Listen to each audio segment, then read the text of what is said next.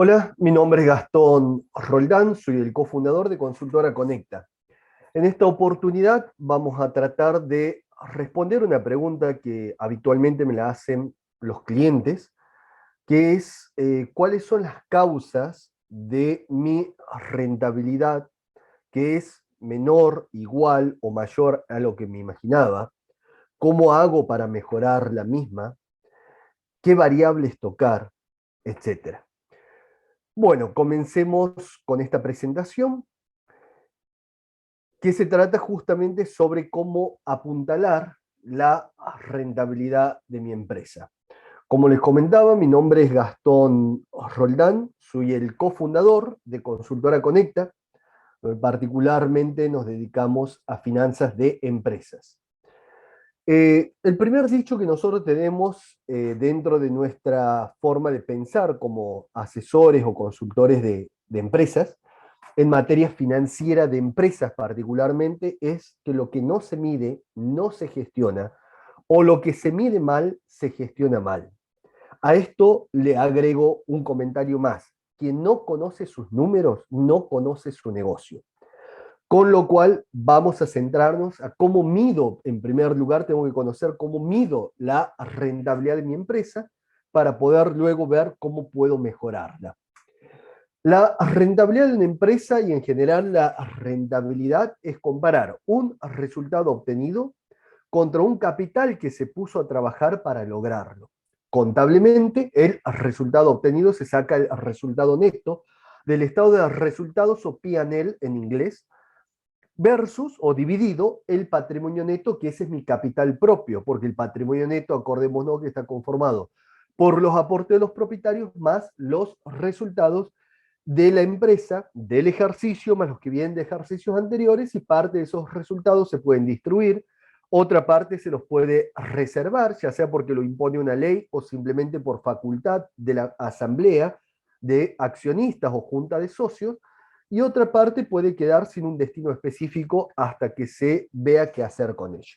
Entonces, en definitiva, la rentabilidad de una empresa, por su sigla en inglés es ROE, es el resultado neto dividido el patrimonio neto.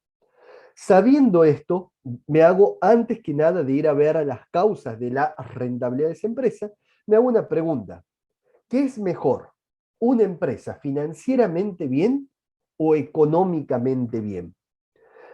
En el corto plazo, prima generalmente el dinero. El dinero es el rey en el corto plazo. Pero si queremos tener una empresa sustentable en el tiempo, tenemos que ver al modelo de negocio. Para traducirlo en términos automovilísticos, el modelo de negocio de una empresa es el equivalente al motor de un auto de rally.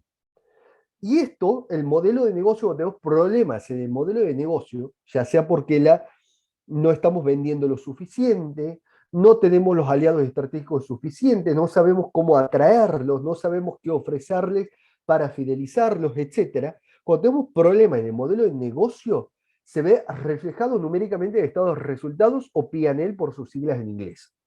Cuando tenemos un problema de chasis del auto de rally, que eso tiene que ver con la parte financiera, se ve reflejado en el flujo de efectivo y equivalentes, o cash flow por su sigla, por su nombre en inglés. Dicho de esta forma, si nosotros, volviendo, queremos tener una empresa que sea sustentable en el tiempo, tenemos que prestarle mucha atención al modelo de negocio. Si bien en el corto o cortísimo plazo prima lo financiero, pero para tener una empresa sostenible y sustentable y que aspire a un crecimiento, el modelo de negocio, el motor del auto, es la clave. Justamente, ¿cuántas veces no vemos, o qué pasaría, mejor dicho, si tenemos el motor, por ejemplo, destrozado y el chasis de un Ferrari? ¿O qué pasaría a la inversa? Tenemos el motor de un Ferrari, pero el chasis totalmente destruido. En consecuencia, hay que buscar un equilibrio entre el motor con el chasis, o modelo de negocio con la parte financiera. Y el 80% prácticamente del éxito de un modelo de negocio pasa por el adecuado entendimiento del mercado, tanto el mercado demandante como el mercado que nos provee bienes y servicios, y como así también del mercado de aliados y de recursos claves. Pero entender nuestro mercado es la clave del éxito de nuestro modelo de negocio. Entonces, ¿cómo encontrar ese equilibrio entre modelo de negocios y finanzas con planificación? La capacidad de escuchar a la sociedad es la función previa a la estrategia y la táctica. Esto así nos disminuye el riesgo en la toma de decisiones. Es esta frase justamente lo que sintetiza lo que les acabo de decir. El adecuado entendimiento de nuestro mercado es la clave del éxito. Los que queremos destinarnos a emprender, a tener una empresa, sin importar el tamaño, porque siempre se empieza de chiquito y después, si lo hacemos bien, llegamos a ser grandes, básicamente tenemos que entender el mercado. Tenemos que ser un científico social. Eso es emprender, porque entendemos necesidades y vamos a satisfacerlas. De eso se trata emprender. Y tratar muchas veces de estar anticipándonos a posibles comportamientos futuros. Justamente no hay modelo de negocio eterno por más exitoso que sea. Últimamente los avances tecnológicos hacen que la sociedad mute muy aceleradamente, con lo cual los modelos de negocio en promedio están cambiando cada 2 o 3 años. No hay modelo de negocio eterno por más exitoso que sea. Y si nos sentimos cómodos con el mismo, tenemos que ponernos como objetivo y a todo nuestro equipo de la organización de que ese modelo de negocio tiene que ser replanteado y modificado cada 2 o 3 veces, o cada 2, 3 años, perdón, en promedio. Lo que sí tenemos que tener siempre claro sobre lo que se asientan todos estos cambios, sabiendo que no hay modelo de negocio eterno, es hacia dónde vamos, la visión de negocio, qué queremos ser. Eso y por qué existo. ¿Por qué existo? Eso es lo clave. ¿Por qué existo y qué quiero ser? Eso es lo fundamental. Pero después todo lo demás va a mutar, porque los avances tecnológicos hacen que la sociedad esté cambiando a pasos agigantados. Vamos a ver cuáles son las tendencias mundiales a la fecha de este video. Particularmente estoy en octubre del año 2021. El costo del dinero a nivel mundial está en crecimiento, se hace más caro el dinero.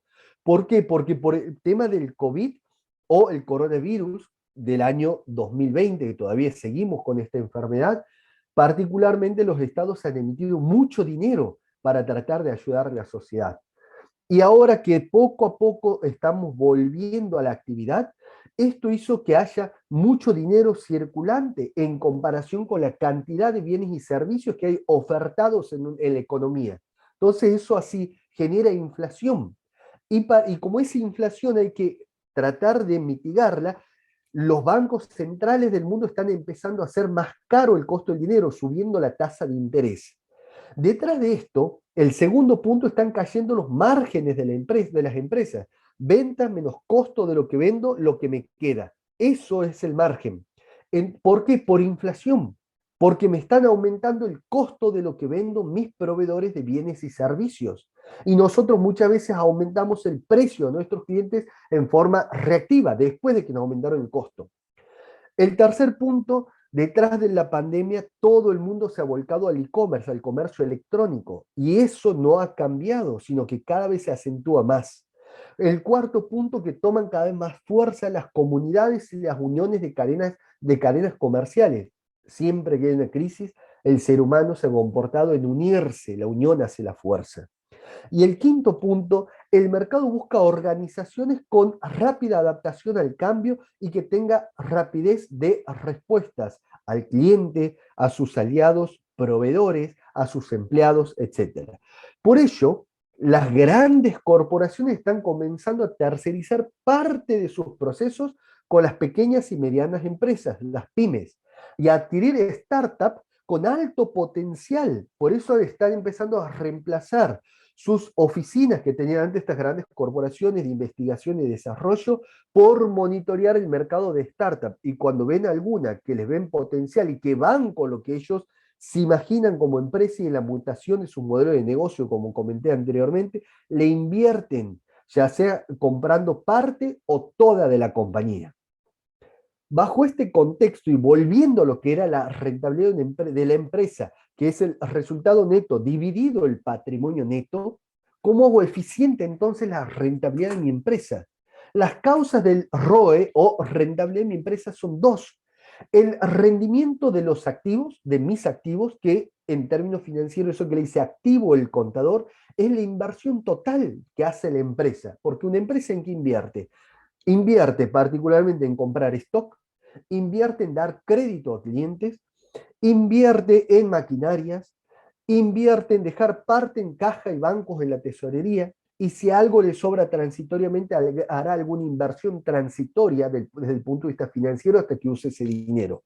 Eso le llama el contador activo, que es la inversión total de la empresa. Entonces, el cómo usa esa inversión total, el cómo rinde esa inversión total es una de las causas de la rentabilidad de mi empresa. La otra es la eficiencia financiera en cómo se financia. Y aquí está cómo se mide. El rendimiento de los activos de mi inversión total se mide dividiendo el resultado neto dividido el activo total o la inversión total. Y la eficiencia financiera dividiendo el activo total o mi inversión total dividido mi capital propio o patrimonio neto.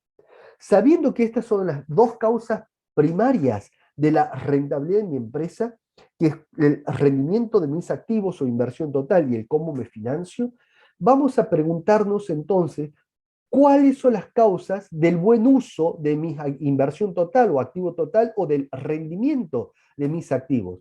Particularmente son dos, que eso al rendimiento de mis activos por una sigla en inglés le llamo ROA. Y son dos, la eficiencia económica y la eficiencia como opero, como trabajo, la eficiencia operativa.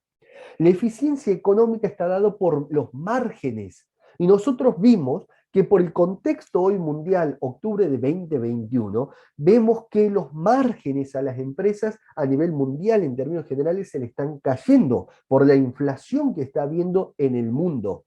Entonces tenemos que medir bien esto para poder pensar en estrategias, porque lo que no mido no lo gestiono, o lo que mido mal lo gestiono mal. El que no conoce sus números no conoce su negocio. Entonces tenemos que medir la eficiencia económica está dado por los márgenes. Y un indicador importante en los márgenes es lo que se llama contribución marginal, que ahora voy a explicar qué es eso. La otra tiene que ver con la eficiencia operativa. La eficiencia operativa está dada por la rotación, cuánto tiempo tardo en algo, en pagar, en cobrar, en vender, en producir. Esos son los ciclos de negocio, que también hay que medirlos. Vamos a concentrarnos ahora en la primera causa del rendimiento de mis activos o inversión total, la eficiencia económica está dada por los márgenes. Vamos a ver qué es esto de la contribución marginal. La contribución marginal no es más que la diferencia entre las ventas y el costo que varía en función de mi nivel de actividad o mis ventas. Ejemplo de costos variables. El costo de la mercadería que vendo. Eso depende de mi nivel de venta. Si cobro por algún medio transaccional, por ejemplo, si me pagan con tarjeta de crédito, si me pagan, acá en Latinoamérica se usa mucho lo que es Mercado Libre, por ejemplo, usando una plataforma de cobro que se llama Mercado Pago, que tiene un costo sobre lo que transacciono. Eso es un costo variable sobre la venta. El flete es un costo variable sobre la venta. Doy comisiones a los vendedores, costo variable sobre la venta. Como así también en Argentina en particular hay un impuesto que se llama impuesto al ingreso bruto que se cobra sobre la venta. Ese también es un costo variable, entre otros. Entonces, haciendo la cuenta ventas menos los costos variables, eso que me queda es lo que en definitiva va a ir a hacerle frente a mi estructura fija que viene después. ¿Cuál es que eso en mi jerga le llamamos contribución marginal, ese saldo que le va a hacer frente a la estructura fija después?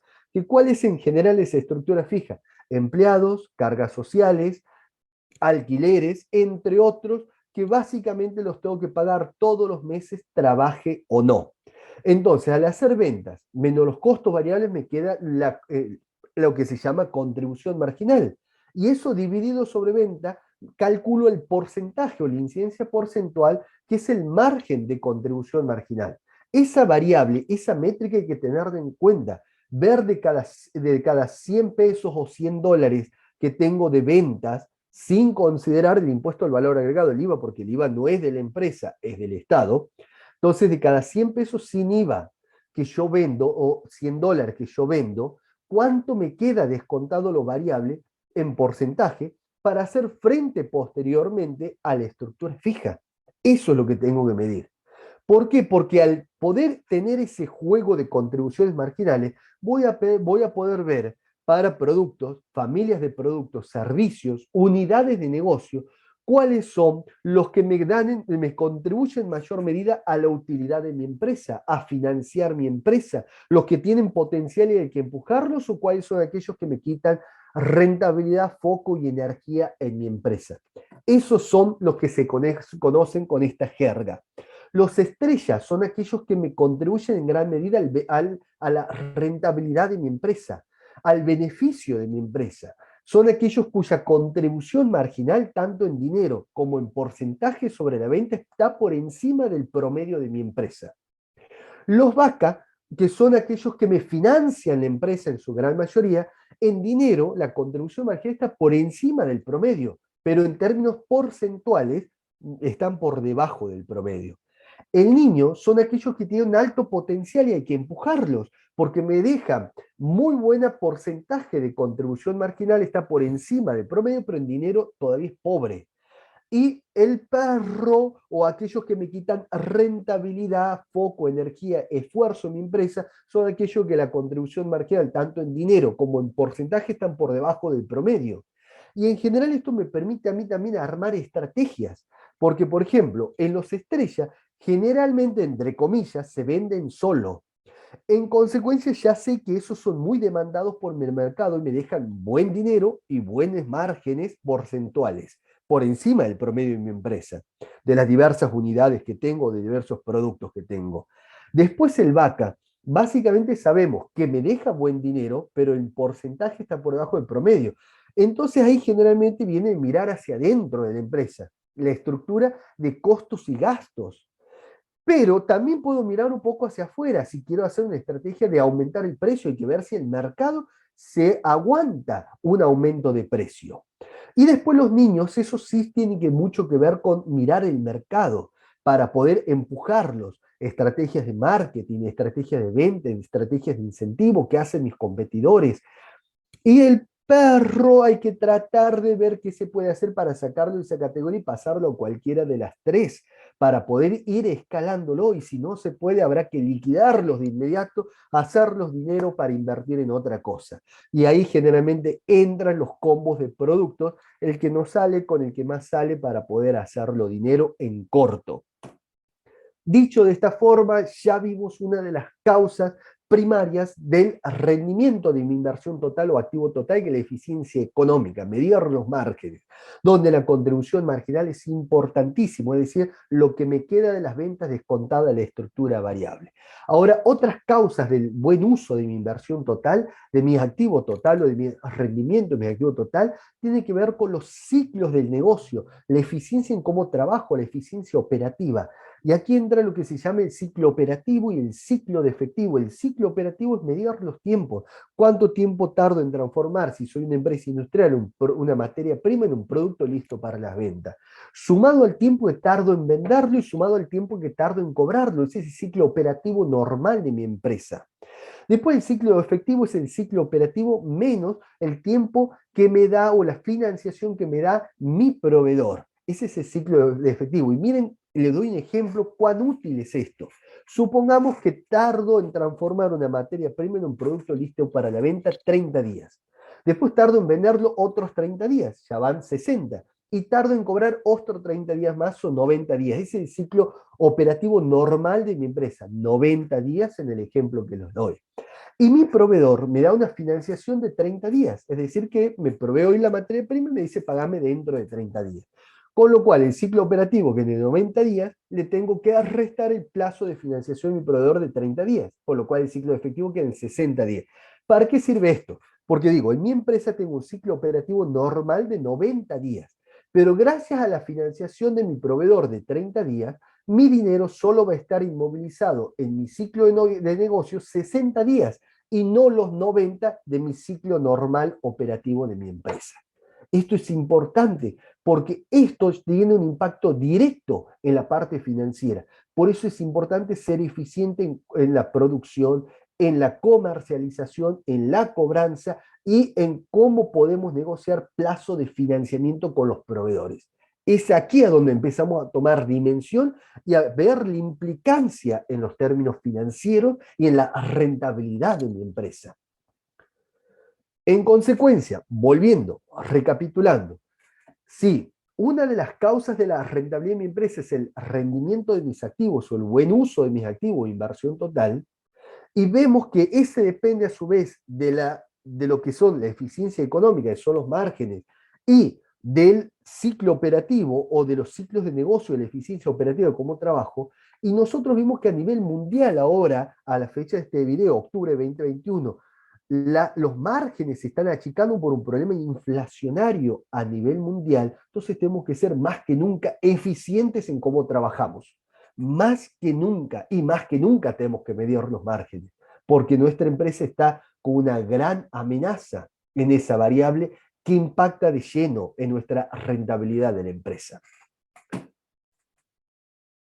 Y también, por supuesto, vimos que del otro lado, aparte de lo que tenía que ver con el rendimiento de mis activos, estaba en cómo me financio. Con lo cual tenemos que ser muy inteligentes en cómo usamos el financiamiento, sabiendo que en esta altura el costo del dinero está empezando a hacerse más caros. Entonces, dicho de otra forma, los márgenes se nos están cayendo, la parte financiera se nos está haciendo caro el tener dinero.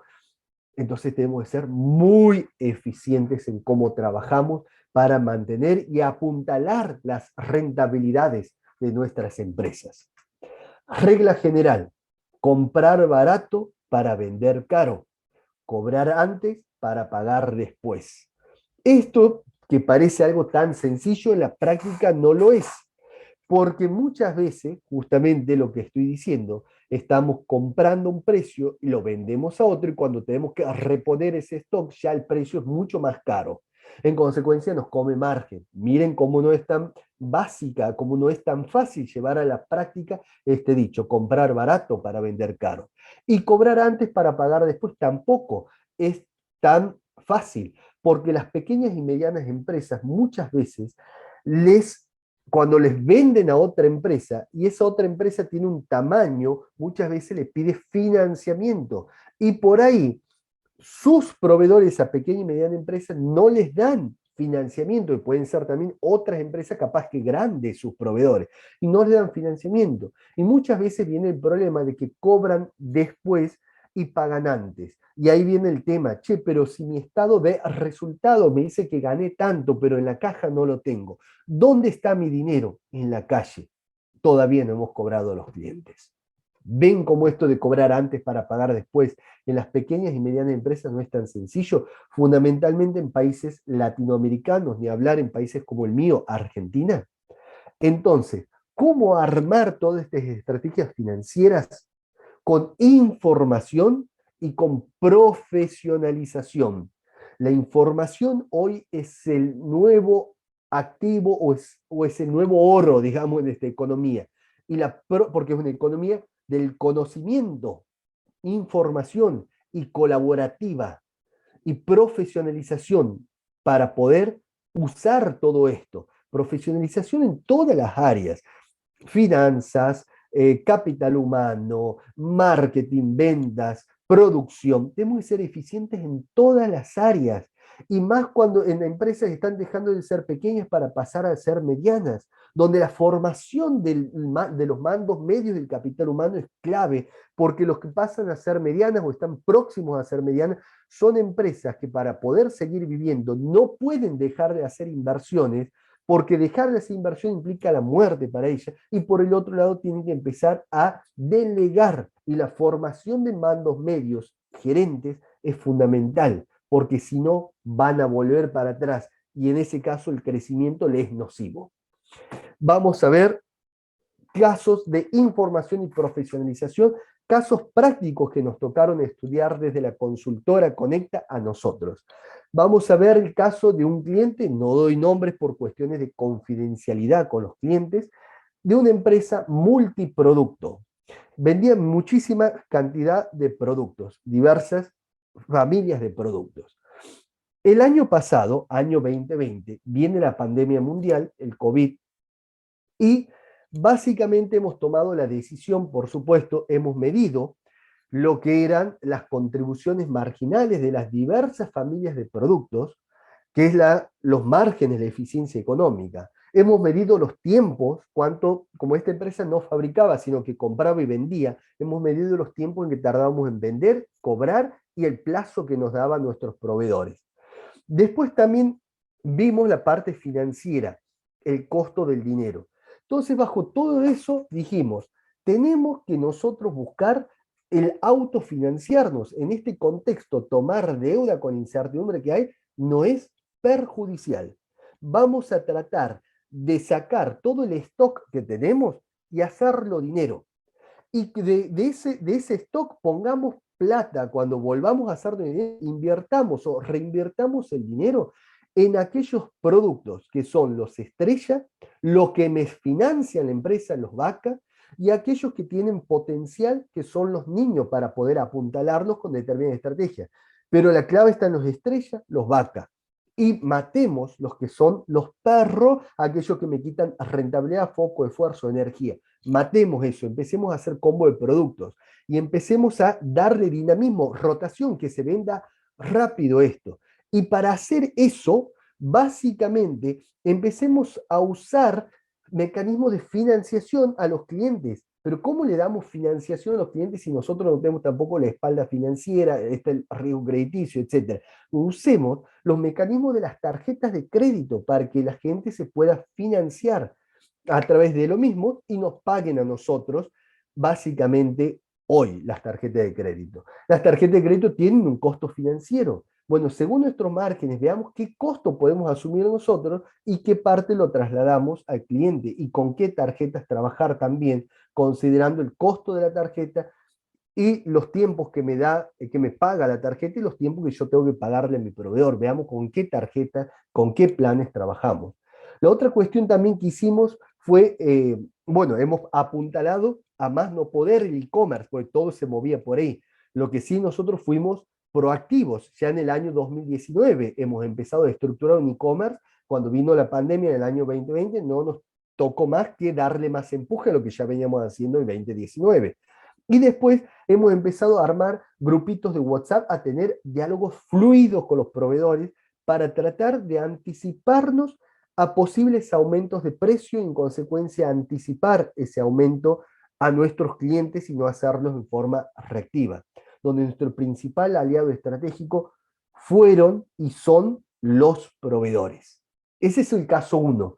El caso 2 es una empresa de servicios profesionales. Acá lo que hicimos fue medir en forma exhaustiva mediante un tablero, que para esto también hay diversas soluciones tecnológicas, entre las horas que se le vendía a los clientes versus las horas que verdaderamente insumían y se calculaban las diferencias y se veían las causas de las mismas, haciéndolo participar muchísimo al cliente en el proceso, para que también se sientan parte y no sea únicamente un aumento de precio del lado de la empresa de servicios profesionales hacia el cliente, sino que el cliente también intervenga y entienda dónde están las partes del proceso para poder mejorar. La otra es también medir la rentabilidad por clientes y por proyectos, derivado de conocer las horas vendidas versus las que verdaderamente insumían, porque había un valor horario calculado. Por el otro lado, medir también el horario o el valor horario de cada colaborador. Para eso se comparaban las horas productivas que tenía el colaborador versus las horas improductivas. Todo esto así ha llevado a ser eficientes. Una empresa que vende productos, muchos productos, multiproductos, y el otro una empresa de servicios profesionales. Entonces vemos que lo que se mide se puede gestionar, lo que no se mide no se lo va a gestionar. Y si medimos mal, vamos a gestionar mal. Quien no conoce sus números, no conoce su negocio. Y el 80% del éxito de un modelo de negocio está en entender el mercado. No únicamente el mercado que viene y nos demanda, sino también el mercado que nos ofrece bienes y o servicios, como así también el mercado de potenciales aliados estratégicos. Es muy importante entender y tratar de anticiparnos a comportamientos. Acordémonos, El propósito y la visión es la clave sobre la que se asienta esto, pero no hay modelo de negocio eterno. Últimamente mutan cada 2 o 3 años. En consecuencia, para lograr todo esto, hay que organizarse en la empresa, comenzando del margen inferior izquierdo. Punto 1. Implementación de circuitos administrativos y contables. Eso es lo primero que hay que hacer en la empresa. Hay que organizarse. Organizándonos, tener un buen sistema de control interno o ambiente de control interno. Y eso así me va a hacer que se produzcan datos de calidad que van a entrar a un sistema, se va a procesar y va a sacar información útil para la gerencia que toma información, que toma decisiones internas de la empresa, como para los stakeholders, los terceros interesados, que pueden ser inversores, prestamistas, etc. Y esto, así como las organizaciones mutan constantemente, hay que estar toda la hora retroalimentándolo y seguirlo. Si tenemos esto así, vamos a lograr 3 cosas fundamentales. Ser eficaz y eficiente en las operaciones, una de las causas del buen uso de mi inversión total. ¿Qué es lo que digo? Que hoy tenemos que apuntar muchísimo a esto, porque los márgenes se me cayeron y el costo del dinero se me hace caro. Voy a poder confiar en información financiera. Lo que no se mide no se gestiona, lo que se mide mal se gestiona mal. Quien no conoce sus números no conoce su negocio. Voy a poder también cumplir con todas las normativas que regulan mi actividad, que voy a reducir el riesgo por compliance, por cumplir con un organismo de contralor. Entonces, bajo este contexto que voy describiendo, ¿cómo le doy dinamismo a todos estos indicadores o KPIs? Como por ejemplo, si me pregunto, ¿cómo hago para establecer estrategias de precio y márgenes deseados? ¿Cómo hago para ver si me conviene o no aceptar un pedido especial por parte de un cliente y darme una bonificación por volumen? ¿Cómo hago para saber cuál es la mezcla óptima de ventas? ¿O cómo hago para saber si me conviene fabricar o comprar? O si lo tengo el proceso dentro de mi empresa o lo tercerizo. ¿Cómo hago para saber hasta qué punto pueden bajar mis ventas y no entrar en zona de pérdida? Bueno, aquí es donde entra a darle dinamismo a estos indicadores que vimos que se basan mucho en el comportamiento de lo que pasó. Ahora vamos a ver hacia adelante, a darle dinamismo a las proyecciones. Y es aquí donde entran los indicadores de decisión como el punto de equilibrio. Break-even point, por eso es BEP, por la sigla en inglés, que si lo mido en dinero es el costo fijo total dividido, de vuelta, ese porcentaje que hemos calculado de contribución marginal. Miren cuán importante es conocer la contribución marginal. Ahí me va a salir el nivel de ventas que yo tengo que tener para no perder, pero tampoco gano. Nivel de ventas superior, ya empiezo a ganar. Como así también, ese punto de equilibrio también lo puedo calcular con un margen de beneficio deseado. Si yo quiero ganar, vamos a suponer, el 20% por sobre mi estructura fija, entonces ese costo fijo total lo incremento en el 20%. Y ese nuevo costo fijo total incrementado del 20% lo divido en ese porcentaje de contribución marginal. Y ahí me va a salir el nivel de ventas que tengo que tener para poder llegar a ganar ese 20% que quiero tener por sobre mi estructura fija. Entonces ya tengo un punto de equilibrio sin margen deseado, que es el mínimo, el piso, y el punto de equilibrio con aquel margen de beneficio que aspiro. Y en el medio puedo establecer políticas de incentivo a los vendedores para que vendan más y darse una escala de comisiones hasta llegar al objetivo. Puedo ofrecer políticas de bonificaciones por volumen, incentivar, descuentos pues, según la forma de pago, etcétera. Y esto así también, si yo puedo también calcularlo en cantidad. Si sé el ticket medio de lo que vendo, hago ese punto de equilibrio en dinero, dividido el ticket medio o unitario de lo que vendo, o simplemente el costo fijo total, dividido la diferencia entre el precio de venta unitario y el costo variable unitario de cada producto. Pero es importante conocer puntos de equilibrio. De ahí parten casi todas las estrategias de decisión. Y después, y por supuesto, para conocer el punto de equilibrio tengo que saber cuál es mi estructura fija y cuál es mi porcentaje de contribución marginal. Y cuál es el ticket medio unitario de lo que vendo. Teniendo esto así, también viene otra pregunta que me puedo hacer. ¿Qué pasa si me bajan las ventas o me aumentan las ventas un X%? ¿Cuál va a ser mi impacto sobre mi resultado neto operativo de la empresa o sobre mi resultado neto final de la empresa antes de calcular el impuesto a las ganancias?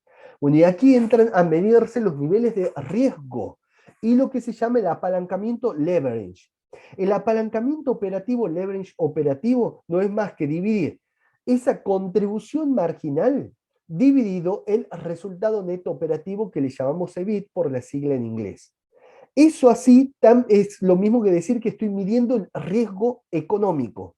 El riesgo económico está dado por el tamaño de la estructura fija. Cuanto más estructura fija tenga, más riesgoso económicamente soy y ese leverage operativo, apalancamiento operativo, va a ser cada vez mayor a 1. Me voy a alejar cada vez más de 1. Voy a hacer 2, 3, 4 veces o más ese indicador en lugar de ser 1, que es como el equilibrio. Entonces, que ya lo vamos a ver en un caso práctico para que me entiendan. Pero en definitiva, en países donde hay alta volatilidad o alto riesgo, donde es como un cardiograma, sube, baja, como pasa en mi país, Argentina, la actividad económica, no podemos tener estructuras fijas grandes, tenemos que ser estructuras ágiles, lo más variable posible, ágiles, y ver en ese juego qué tercerizo y qué lo hago yo. Porque básicamente la capacidad de ampliarse o contraerse de una organización que se amplía en épocas de bonanza y se contrae en épocas de vacas flacas, cuando cae la actividad económica, el cinturón o el límite lo marca la estructura fija. Si no, salgamos a las apuradas de un alquiler, despidamos a empleados a las apuradas, malvendamos maquinaria a las apuradas, vamos a ver cómo nos va. El otro es el riesgo financiero o apalancamiento financiero, que eso está dado por el tamaño, por cuán endeudada está la empresa. Que ahí es más que nada comparar el EBIT o resultado neto operativo dividido el EBT, que es el resultado neto de la empresa antes del impuesto a las ganancias. Y la multiplicación del riesgo económico con el financiero me da el apalancamiento combinado, leverage combinado, que es el riesgo total de la empresa. Vamos a ver esto que parece como muy complejo, cómo es en un caso práctico. Vamos a ver acá en particular, este es el caso base. Este es el caso base, que es el estado de resultados de este ejemplo. En este caso en particular, justamente tengo unas ventas de 500.000 pesos. Perfecto. Entonces, a esas ventas de 500.000 pesos, le saco el costo variable de 200.000 pesos que anda en el torno del 40% de la venta. Me queda una contribución marginal de 300.000. Ese es venta menos costos variables, que andan en torno al 60% de la venta. Este es mi caso base. Los costos fijos son 150.000, eso me da el resultado neto operativo de 150.000. Después pago intereses, tiene deudas por 50.000. Eso me da el resultado neto de la empresa antes de calcularle el impuesto a la ganancia por 100.000. Bien, este es el caso base. Ahora, bajo este contexto, vamos a suponer que mis ventas pasan de 500.000 a la derecha a 425.000, es decir, ha variado mi venta, ha caído en un 15%. ¿Mm? Entonces, mi nivel de venta de 500.000 pasa a 425.000, mis ventas caen un 15%. Vamos a ver cuál es el impacto en el resultado neto operativo y en el resultado neto final de la empresa ante el impuesto a las ganancias. Cuando mis ventas caen un 15%, mis costos variables siguen siendo el 40% de la venta, en este caso el 170.000. Y mi contribución marginal sigue siendo el 60% de la venta, en este caso 255.000. Mis costos fijos en uno u otro escenario son fijos, son 150.000. El resultado neto operativo aquí baja de 150.000 a 105.000, con lo cual ha bajado un 30%, es decir, mis ventas caen un 15% y mi resultado neto operativo caen un 30%. Los intereses que pago en uno u otro caso son 50.000, con lo cual mi resultado neto antes del impuesto a las ganancias pasa de 100.000 a 55.000, con lo cual ha variado en menos 45%. Es decir, que ante una caída de un 15% en mis ventas, va a implicar que va a caer un 30% mi resultado neto operativo de la empresa y un 45% va a caer mi resultado neto final de la empresa antes del impuesto a las ganancias. Eso sería una junta de directorio, vamos a suponer que me pregunten, o de socios, ¿Qué pasa si mis ventas caen, en este caso, un 15%? ¿Cuál va a ser el impacto en mis resultados netos? Puede ser que haga todo este cálculo así desagregado. Y si no, si tengo bien medidas y calculados mis indicadores de riesgo de la empresa, yo voy a hacer lo siguiente. El leverage operativo o apalancamiento operativo, que es el riesgo económico, se calcula dividiendo la contribución marginal, que en el caso base son 300.000, dividido el resultado neto operativo, que son 150.000. 300.000 dividido 150.000 me da 2. El riesgo financiero, leverage financiero o apalancamiento financiero, en este caso se calcula dividiendo el resultado neto operativo de 150.000 dividido el resultado neto antes del impuesto a las ganancias, que son 100.000. Eso me da 1,5. Ese es el riesgo financiero. Tengo medido acá. Ven que cuanto mayor a 1 es, más riesgoso soy. Cuanto más lejano de 1 soy, más riesgoso soy.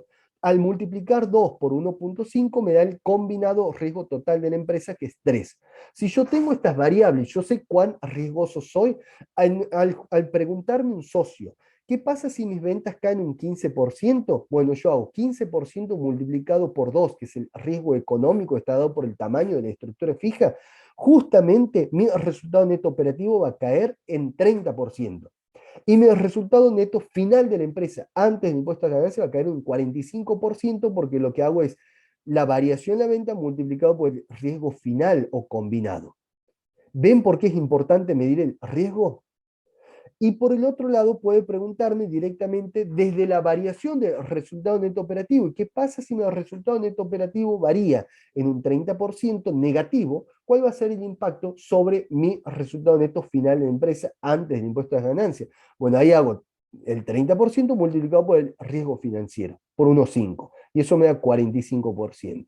Se ha dicho de otra forma, tengo diversas formas de preguntarme y llegar al mismo motivo. Si mis ventas caen un 15%, la variación en el resultado neto operativo de mi empresa va a caer un 30%, va a haber 15 multiplicado por riesgo económico. Y si mis ventas caen un 15% sobre mi resultado neto final de la empresa, antes del impuesto a las ganancias, va a caer un 45%, porque hago la variación en la venta, que es menos 15, multiplicado por el riesgo combinado o total de la empresa, que es 3. Justamente para eso sirve, para hacer modelos de simulación, para ver el qué pasa si. ¿Qué pasa si mis ventas varían en tanto por ciento? ¿Cuál es el impacto sobre mis resultados? Por eso es importante tener modelizado, se llama esto, mi negocio, saber los indicadores de decisión, puntos de equilibrio, que es el punto mínimo de venta para no perder, pero tampoco gano, punto de equilibrio con margen de utilidad deseado. Por el otro lado, los niveles de riesgo económicos, financieros y combinados, donde hay que controlar en nuestros países latinoamericanos muy bien los riesgos económicos, porque cuando justamente tenemos que achicarnos por una cuestión macro, en consecuencia, el límite lo va a marcar la estructura fija. Si no, salgamos a despedir empleados a las apuradas, salir en alquiler a las apuradas, mal vender maquinarias, con lo cual tenemos que ser eficientes en nuestras estructuras, tenemos que ser con estructuras ágiles, variables, y ver de la fija qué parte la tenemos nosotros y qué parte la tercerizamos. Con lo cual, no esperes a que pase la tormenta. Aprende a caminar bajo la lluvia. La cultura se come a la estrategia en el desayuno. Muchas gracias. Mi nombre es Gastón Roldán. Soy el cofundador de Consultora Conecta. Ahí tienen mis datos de contacto. Pueden entrar a la web consultoraconecta.com o llamarme al teléfono celular. Soy de Argentina. O mi email gastón@consultoraconecta.com. Estoy para servirles y para resolver cualquier inquietud que puedan llegar a tener sobre lo hablado y ver justamente la aplicación práctica para sus empresas. Muchísimas gracias por todo.